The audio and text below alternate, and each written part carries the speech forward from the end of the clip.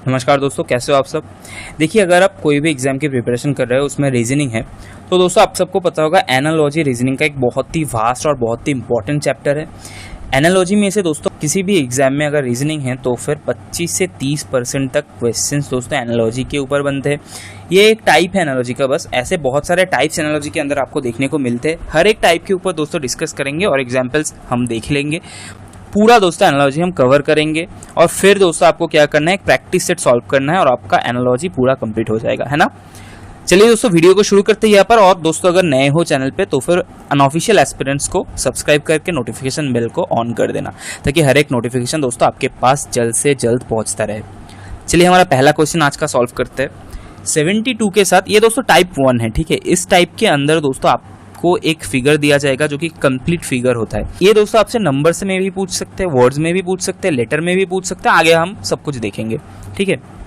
अभी देखो 72 से 18 का एक रिलेशन आपको दिया हुआ है। बिल्कुल ऐसे ही दोस्तों ये रिलेशन पहले तो आपको फाइंड आउट करना होगा कि ये कौन सा रिलेशन है कि 72 को 18 बना देता है। उसी रिलेशन को दोस्तों अप्लाई करके हमें 56 में से इस क्वेश्चन मार्क को फाइंड आउट करना होगा। तो चलो ढूंढने की कोशिश करते हैं। क्या दोस्तों 72 को आप 18 नहीं बना सकते बहुत ही आसानी से? कैसे? इसके साथ 4 को डिवाइड करो तब भी तो ये 18 बनता है ना। बिल्कुल ऐसे ही इसी दोस्तों ट्रिक को, इसी दोस्तों मेथड को अप्लाई करके आप क्या करोगे, 56 में से भी 4 को भाग दोगे तो आंसर दोस्तों आपका आ जाएगा 14। समझे दोस्तों, बहुत ही आसान था। तो बिल्कुल दोस्तों ऐसे ही आप इसका आंसर निकाल दोगे। चलिए आगे हम बहुत ही अच्छी तरह से इनको समझेंगे। नेक्स्ट क्वेश्चन पर चलते हैं दोस्तों। यहाँ पर देखिए दोस्तों, थोड़ा सा ट्रिकी क्वेश्चन आपको दिया गया है। इसमें दोस्तों आपको समझना पड़ेगा कुछ चीजें। देखिए दोस्तों, यहाँ पर आपसे 48 का 122 से रिलेशन दिया गया है और 168 का क्वेश्चन मार्क दिया गया है। देखो दोस्तों, ध्यान से देखना हर एक नंबर को। पहले दोस्तों आप एनालॉजी के क्वेश्चन को क्या करोगे, बिल्कुल अच्छी तरह से ऑब्जर्व करोगे, है ना। ऑब्जर्वेशन के बिना दोस्तों आप इनको सॉल्व नहीं कर पाओगे। और जब भी दोस्तों आप इनको ऑब्जर्व करोगे ना, तब भी आपको आपके दिमाग में आएगा कि ये सारे नंबर्स ना किसी जाने पहचाने नंबर्स के बहुत ही करीब है। कौन से नंबर्स के करीब है? मैं यहाँ पर कुछ नंबर्स आपके लिए लिख रहा हूँ। देखिए 49, 121, 169 और यहाँ पर क्वेश्चन मार्क। अभी देखो दोस्तों, ये सारे नंबर्स ना इन नंबर्स में से एक के डिफरेंस में आया है। ये एक ज्यादा है तो ये एक कम है, ये फिर से एक ज्यादा है तो आगे वाला भी एक कम होगा। लेकिन किससे एक कम होगा, वही चीज़ें दोस्तों हम फाइंड आउट करने की कोशिश करेंगे। इसीलिए दोस्तों ये क्लास इतना इम्पोर्टेंट है। देखिए अभी ये 7 का स्क्वायर है, हमें सबको पता है। ये 11 का स्क्वायर है, ये 13 का स्क्वायर है, ठीक है। अभी देखो हमें फाइंड आउट करना है रिलेशन बिटवीन 7 एंड 11। इस क्वेश्चन में दोस्तों आपको 48 और 122 दिया गया था भले ही, लेकिन दोस्तों आपको रिलेशन इन दोनों के बीच में नहीं निकालना है। ये चीज़ें दोस्तों आपको प्रैक्टिस करके अपना डेवलप करना है। ये सारे चीज़ें दोस्तों प्रैक्टिस करने के बाद आसानी से आप कर पाओगे। देखिए दोस्तों 48 को हम लोगों ने 7 बनाया है यहाँ पर, और 7 को हम 11 से रिलेट करेंगे जो कि हमारा आया था 122 से। तो ये सारी चीज़ें दोस्तों आपको बहुत ही अच्छी तरह से समझना पड़ेगा। मैं बहुत ही धीरे धीरे समझाने की कोशिश कर रहा हूँ आपको। देखिए मैं इन सारी चीज़ों को इरेज करके एकदम फ्रेश करके लिखता हूँ। 48 से दोस्तों हमारा क्या आया था, 7 आया था। 122 से हमारा आया था 11, 168 से आया था हमारा 13, है ना। अभी देखो 7 से 11 का कोई रिलेशन क्या बन सकता है, इसके साथ अगर आप +4 करोगे तब भी तो 11 आएगा। बिल्कुल ऐसे ही दोस्तों 13 के साथ अगर +4 करोगे तब क्या आएगा, तब आएगा 17, है ना। अभी 17 का स्क्वायर आपका आंसर बन जाएगा। आसान था लेकिन थोड़ा सा ट्रिकी था। आपको डायरेक्ट ना पूछकर एक घटाकर एक बढ़ाकर ऐसे दिया गया है। तो 17 का स्क्वायर दोस्तों 289 हमारा सही आंसर हो जाएगा। नेक्स्ट क्वेश्चन पर चलते हैं और हमारा टाइप 2 देखते हैं। अभी देखो दोस्तों ये टाइप 2 है। इसमें दोस्तों आपको बिल्कुल ऐसे रिलेशंस के ऊपर क्वेश्चन बनेंगे, लेकिन आपको दिया जाएगा वर्ड्स। तो दोस्तों इन क्वेश्चंस को ना सॉल्व करने के लिए आपका वोकैब बहुत ज़्यादा स्ट्रांग होना चाहिए। हालांकि इसमें दोस्तों आपका वोकैब नहीं, इसमें दोस्तों आपका पॉलिटी स्ट्रांग होना चाहिए। चलिए देखते हैं। यहाँ पर पहले दोस्तों आपका गवर्नर के साथ स्टेट को रिलेट किया गया है। तो गवर्नर के साथ दोस्तों स्टेट कैसे रिलेटेड है, ये चीज दोस्तों हमें सोचना पड़ेगा सबसे पहले। और बिल्कुल दोस्तों उसी तरह हमें प्रेसिडेंट का रिलेशन इन ऑप्शंस में से फाइंड आउट करना पड़ेगा कि प्रेसिडेंट के साथ कौन जाता है। तो दोस्तों अगर आपको थोड़ी सी पॉलिटी की नॉलेज है तो दोस्तों आप बता सकते हो कि स्टेट का नॉमिनल हेड है गवर्नर, है ना।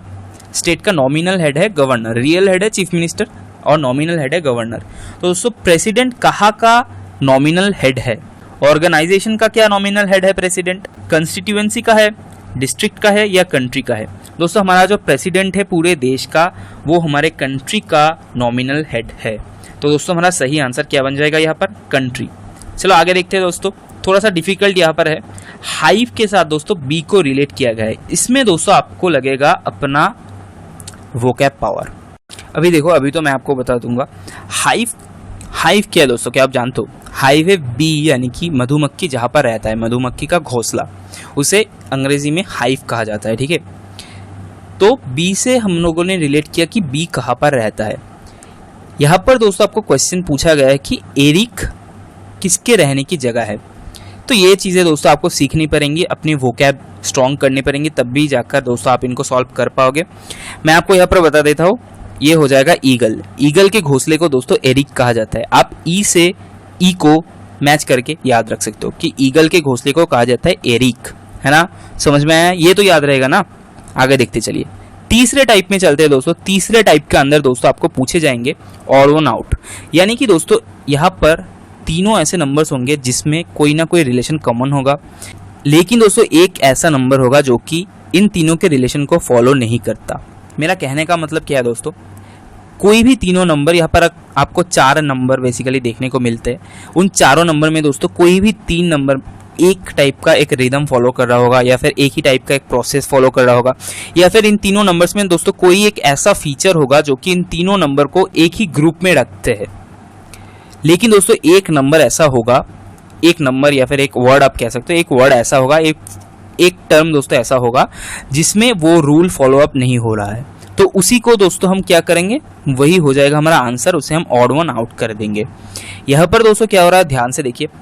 50, 63, 55 और 49 आपसे पूछा गया है। तो दोस्तों ध्यान से देखिए, 50, 63, 55 और 49, इनमें से दोस्तों अगर आप ध्यान से देखोगे तो 49 क्या है, 49 है एक परफेक्ट स्क्वायर नंबर। 7 का स्क्वायर करके दोस्तों हमें 49 मिलता है। 49 को रूट करने से दोस्तों हमारा आता है 7। लेकिन दोस्तों और किसी भी नंबर को अगर आप रूट करोगे तो वो एक परफेक्ट स्क्वायर नंबर नहीं बनता, है ना। ये तो आपको पता है। तो फिर हमारा आंसर क्या हो जाएगा इसमें, 49 दोस्तों हमारा सही आंसर हो जाएगा। ये है हमारा ऑड नंबर। आगे देखते चलिए, यहाँ पर फिर से ऑड वन आउट दिया गया है, ये वर्ड्स के ऊपर बेस करके। देखिए, नागास, हिंदूज, व्हील्स, टोडस। तो दोस्तों आप मुझे बताइए, नागास क्या है, व्हील्स क्या है, टोडस क्या है, और दोस्तों हिंदू क्या है। दोस्तों हिंदू एक रिलीजियन है ना, एक धर्म है। लेकिन दोस्तों नागा, भील्स, टोडस, ये सारे दोस्तों इंडियन ट्राइब्स है। ये इंडिया के किसी ना किसी जगह का ट्राइब है। तो दोस्तों हमारा आंसर इसमें क्या हो जाएगा, हिंदूज हमारा ऑड हो जाएगा यहाँ पर। अगर दोस्तों यहाँ पर हिंदूज के साथ मुस्लिम्स, क्रिश्चियंस, सिख्स ऐसे दिए जाते तो वो सारे दोस्तों रिलीजियन है, तब दोस्तों आप कह सकते थे कि हाँ हिंदू भी एक रिलीजियन है, तो ठीक है।